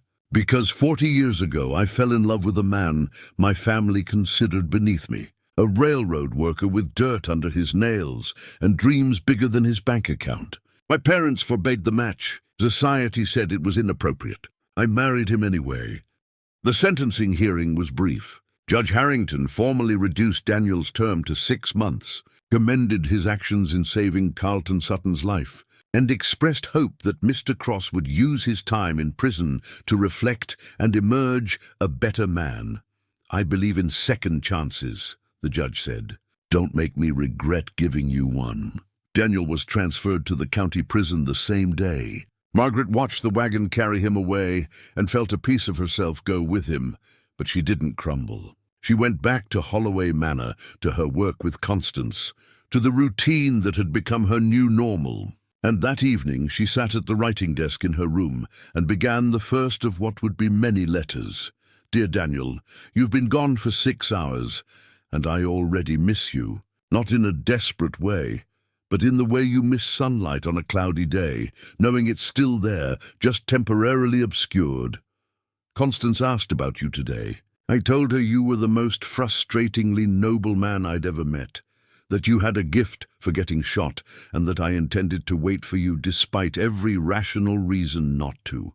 She said that sounded like true love. I told her it was too soon to use that word, but Daniel, I think she might be right. 6 months. We can do 6 months yours, Margaret." She sealed the letter and set it on the desk to mail in the morning. Through the window, stars were appearing in the darkening sky. Somewhere under those same stars, Daniel was beginning his sentence. And she was beginning her wait, but it didn't feel like an ending. It felt like the first page of a story they'd write together. A story about 2 broken people who'd found each other in the worst circumstances and chosen to become something better. Margaret blew out the lamp and lay down in her comfortable bed in her safe room in the house of a woman who understood what it meant to choose love over convention. And for the first time in longer than she could remember, she fell asleep with a smile on her face, dreaming of a future that finally felt possible. Spring arrived with an insistence that surprised Margaret. One day the world was brown and dormant, and the next green pushed through the cold earth like a promise being kept. She walked through Holloway Manor's gardens with Constance, who moved slower now but refused the wheelchair Elizabeth kept suggesting. "I'll sit when I'm dead," Constance said, pausing to catch her breath beside a bench she wouldn't use. Tell me, has he written back yet? Yesterday. The 4th letter. Margaret touched the pocket of her dress where she kept his most recent correspondence, the paper already soft from repeated readings. "He says the work is hard but fair. He's helping to build an addition to the prison library. Apparently he's good with his hands. I could have told you that from looking at him." Constance's eyes sparkled with mischief that age hadn't dimmed. "When does he get out?" 3 more months. Judge Harrington visited last week and said Daniel's been a model prisoner. There's talk of releasing him early, but I'm trying not to hope too much. Hope is never wasted, child. It's the fuel that keeps us moving forward." Constance finally conceded to sit, gesturing for Margaret to join her. "Have you thought about what comes next, after he's released?" Margaret had thought about little else. Her letters to Daniel had evolved from simple updates to conversations about the future, careful explorations of possibilities neither wanted to jinx by stating too plainly, "He wants to leave Ashford. Start fresh somewhere people don't know our story. I've saved almost every penny from my salary here.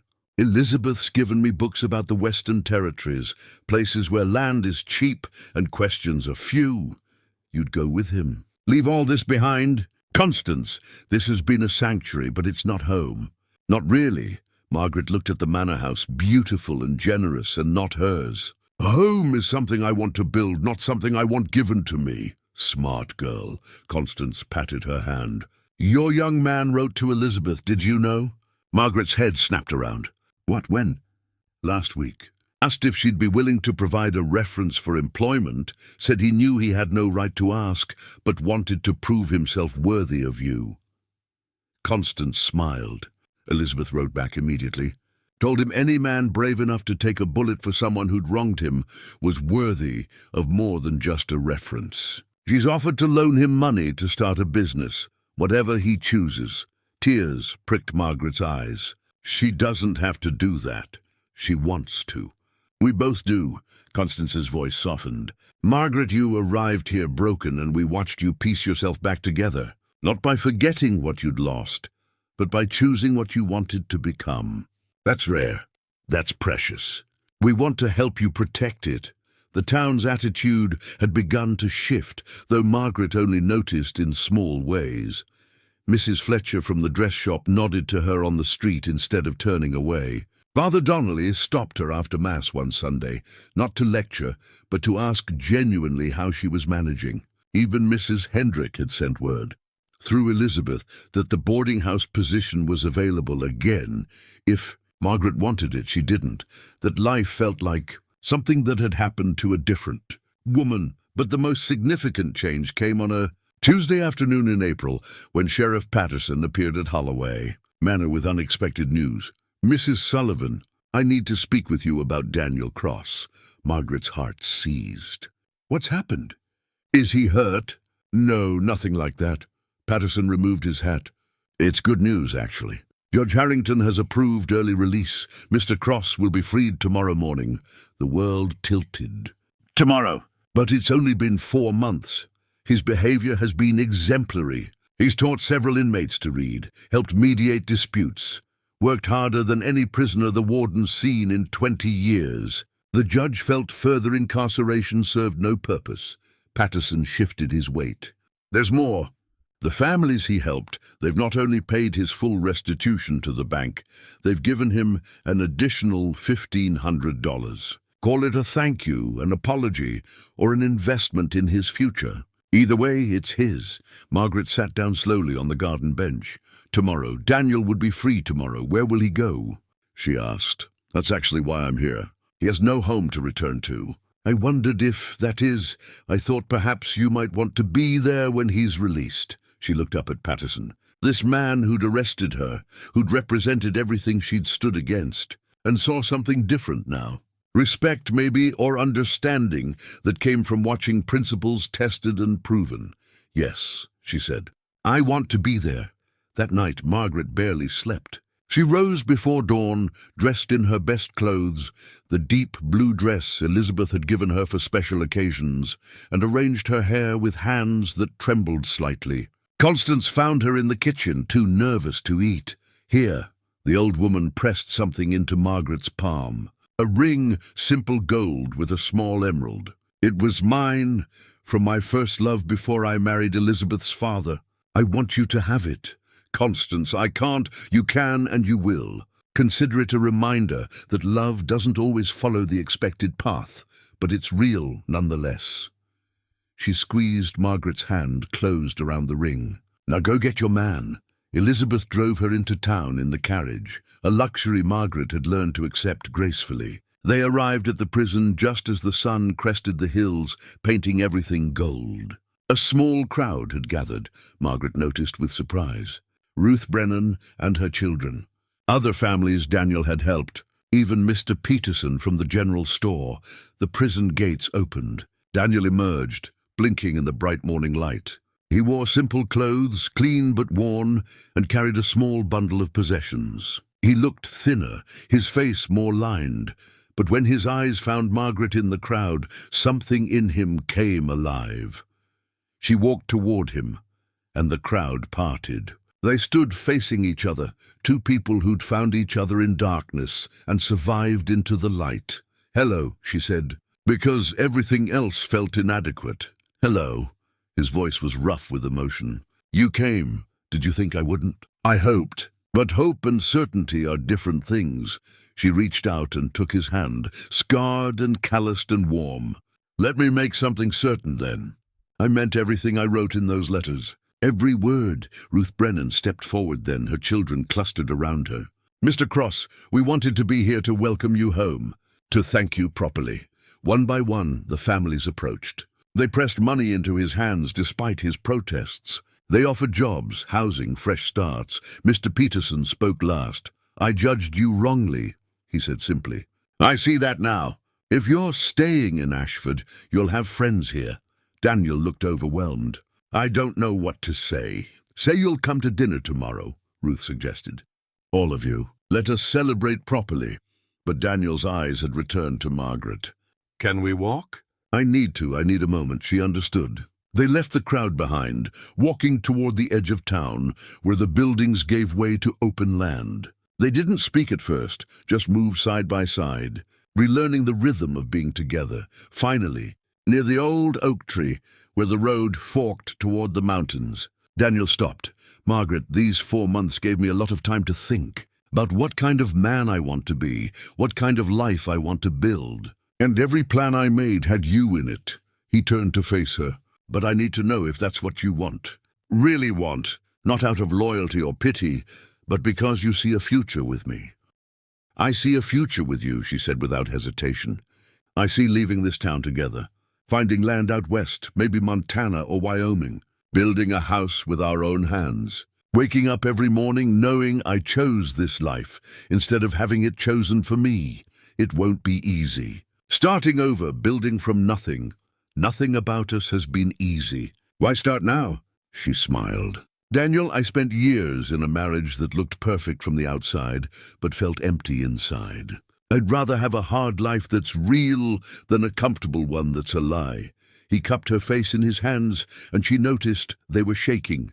I love you. I should have said it in the letters, but I was afraid. Afraid you'd realize you could do better. Afraid I'd wake up and this would all be a dream. I love you too. And this is real. We're real.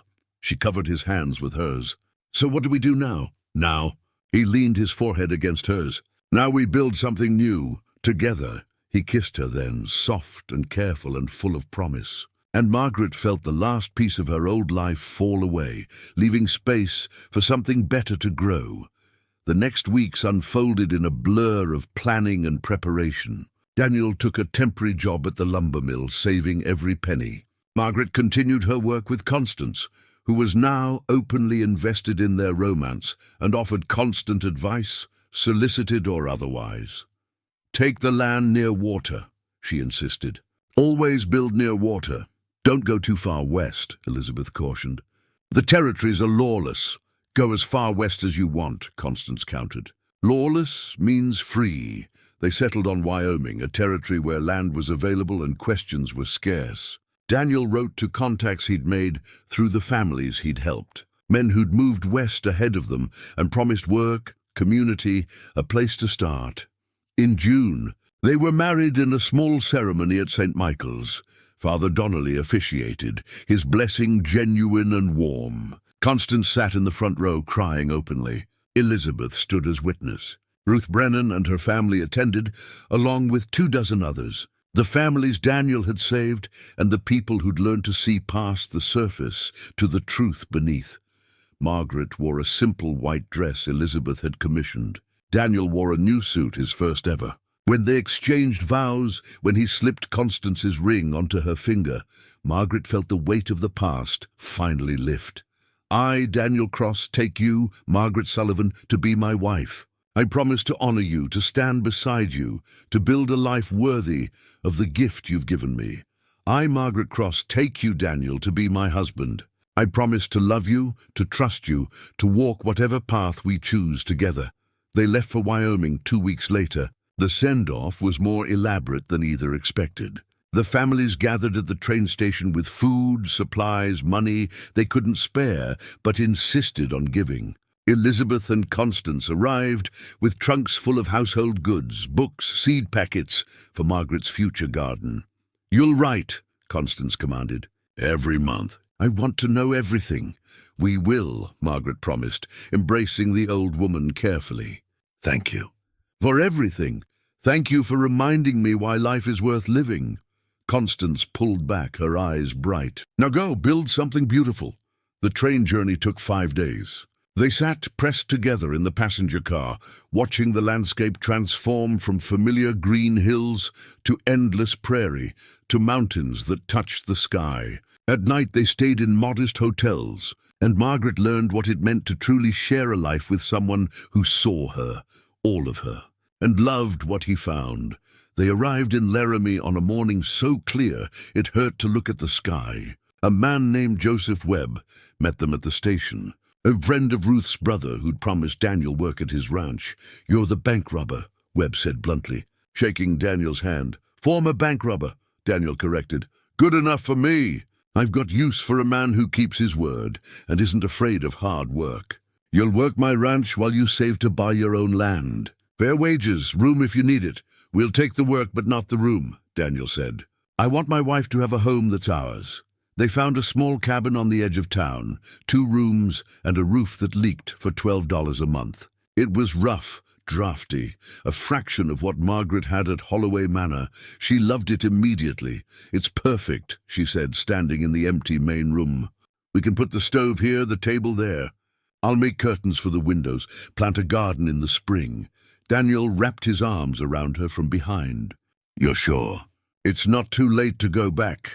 Elizabeth would take you back in a heartbeat. I'm exactly where I want to be."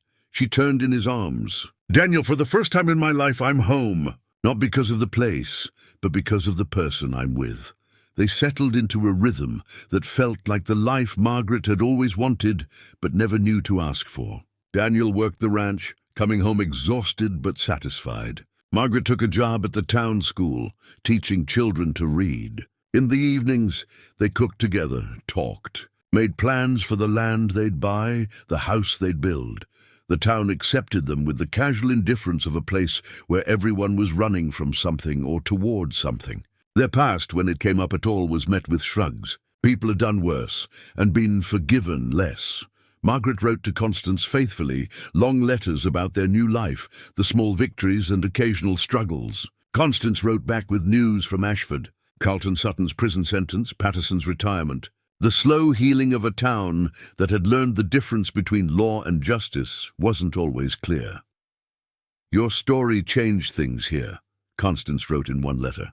"People talk about you and Daniel like a parable. The widow and the outlaw who chose mercy over judgment and found redemption.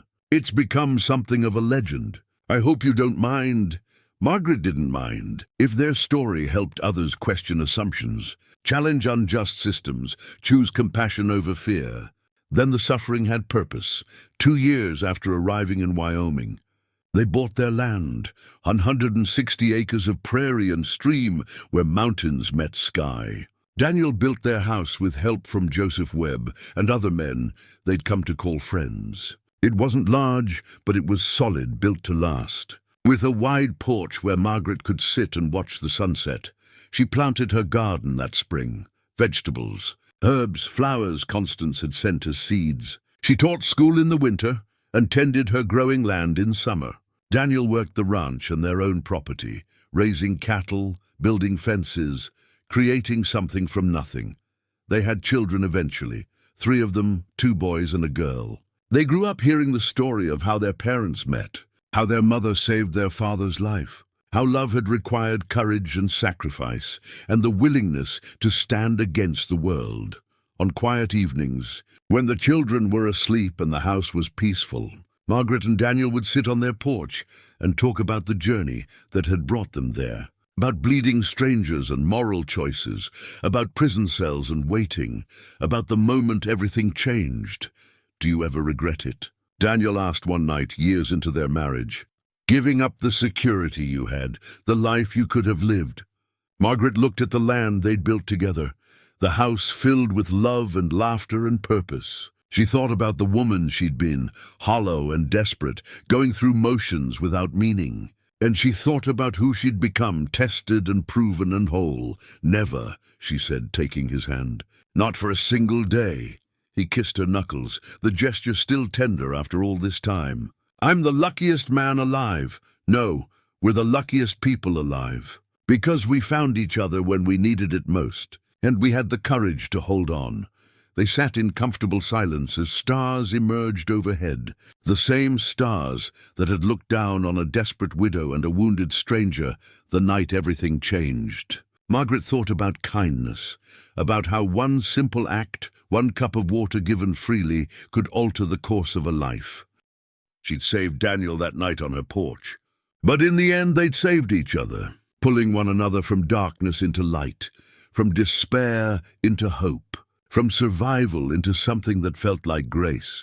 Years later, when her children asked about those early days, about the choice that had changed everything, Margaret would tell them the truth. Sometimes the right thing and the legal thing aren't the same. Sometimes kindness looks like foolishness. Sometimes love requires standing alone against the world. And sometimes a single act of mercy can ripple outward in ways you never imagined, touching lives you'll never meet, changing futures you'll never see. "But how do you know when to take that risk?" her daughter would ask, and Margaret would smile and say what she'd learned in a cold November rain, bleeding stranger on her porch, a choice that would define the rest of her life. You listen to your heart. You weigh the cost. And if the voice inside you says this is right, this matters, this is worth fighting for, then you act. You act with courage, and you don't look back. Because the only thing worse than risking everything for something that matters is risking nothing and discovering too late that you missed your chance to truly live. She'd lived. They'd both lived, not just survived, but built something meaningful from ashes and second chances. And every morning when she woke in the house they'd built together, in the life they'd chosen against all odds, Margaret gave thanks for the rain, the blood, the wounded stranger who'd shown her what it meant to be brave. Some stories end happily ever after. This one ended with something better. Two people who'd faced the worst and chosen each other anyway, building a future one day at a time, one choice at a time. One act of courage leading to another, until courage became simply how they lived. And if sometimes, on cold November nights, when rain fell hard against the windows, Margaret thought back to that moment of decision, standing over a dying man with a cup of water in her hands, she would smile, because she'd chosen right. She'd chosen love. She'd chosen life, and that choice had made all the difference. Up next, you've got two more standout stories right on your screen. If this one hits the mark, you won't want to pass these up. Just click and check them out. And don't forget to subscribe and turn on the notification bell so you don't miss any upload from us.